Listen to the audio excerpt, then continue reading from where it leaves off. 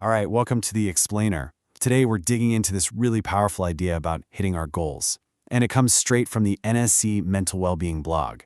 It's all about how these tiny little steps can actually lead to massive breakthroughs. Yeah, let's just jump right in with this quote. I mean, we all feel it, right? This constant pressure to make some huge, earth-shattering leap forward. But what if that's not the secret? What if it's actually about the small, kind of boring, consistent steps we take every single day? Okay, so here's what we've got on tap. We're going to talk about our obsession with big wins, get into the science of what actually motivates us, then see how you can apply this to your own life and even at work. And stick around because we'll wrap up with a playbook you can use right away. All right, let's get into it. Section 1, the big win obsession.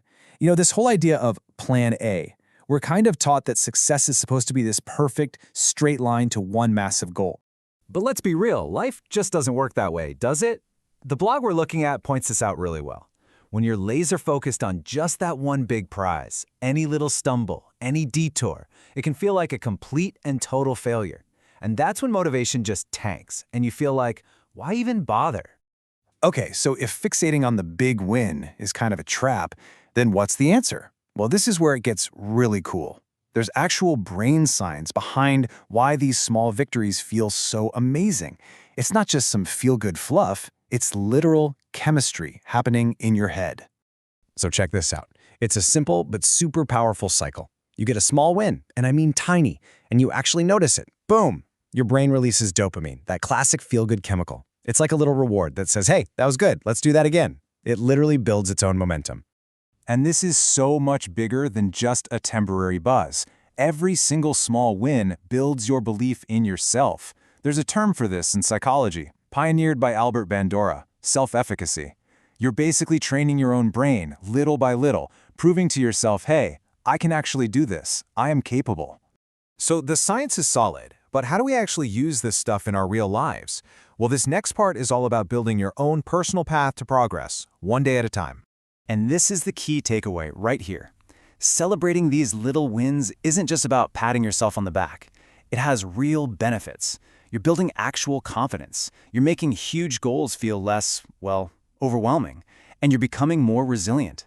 It's like you're retraining your brain to value progress, not some impossible standard of perfection. Now, this idea doesn't just stop at your personal life. Nope, it can completely transform the workplace. Let's talk about what the blog calls the progress principle at work. And this isn't just a theory, it's backed by some serious research from Harvard. You know what they found? The single most important driver for motivation at work isn't a huge bonus or a fancy title. It's just the feeling of making progress, any progress, on meaningful work. And the numbers here are pretty staggering. Take a look at this. Companies that actually make an effort to recognize progress see voluntary turnover drop by 31%. Think about that. Nearly a third fewer people decide to leave just because their progress is seen. And it's not just about retention either. It's about performance. Those same companies, they see a 44% jump in productivity. So, it's pretty clear. Recognizing progress doesn't just make people happier, it makes them better at their jobs. Full stop. And we're not talking about small startups here. Look at the big players. Google uses mini celebrations and saw creativity jump. Salesforce built a peer-to-peer recognition system and their engagement scores went through the roof. It just works. Okay, so this all sounds great in theory, right? But now for the big question. How do you actually start doing this, like today? Well, the good news is it's way easier than you think. So let's get into it. Here's your small wins playbook. 4 super practical things you can do right now to build that momentum and, finally beat procrastination. Okay, here we go. Number 1, break it down. Break that huge, scary task into the smallest possible pieces.